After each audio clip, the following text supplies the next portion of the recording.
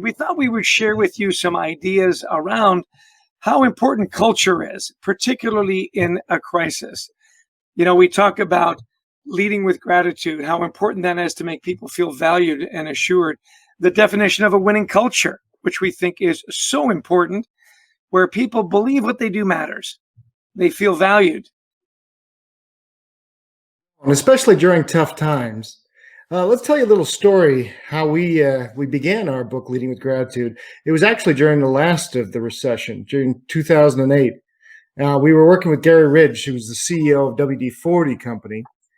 Gary said wherever he was going, the people were worrying about him, and they kept asking, Gary, are you okay? And he says, eventually I realized they weren't asking if I was okay. They were asking if we were okay, if our company was okay. So he says, I came back to his executive team and he said, guys, he says, let's not waste a good crisis.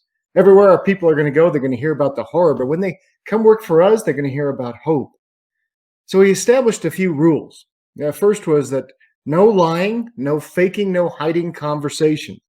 He says, we're going to communicate with our people every day. And he says, especially during this crisis, we're going to up our investment in people development. We're going to do more training, development, not less. And we're going to make sure that gratitude is always tied to our core values. They trained every manager in how to give effective gratitude. Well, they had record earnings by the end of this recession and a 99% employee engagement score. It seems unrealistic, but it's amazing but true. And they saw a 300% increase.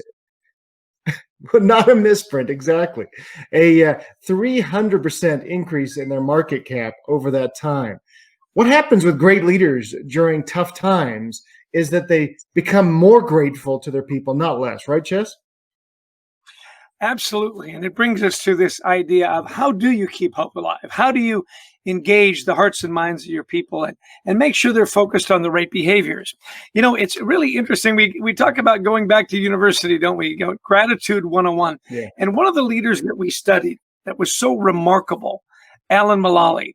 For those of you that are car buffs, you'll remember that Alan was the one who saved the Ford Motor Company in the last recession. In fact, his journey was chronicled in a wonderful book called American Icon.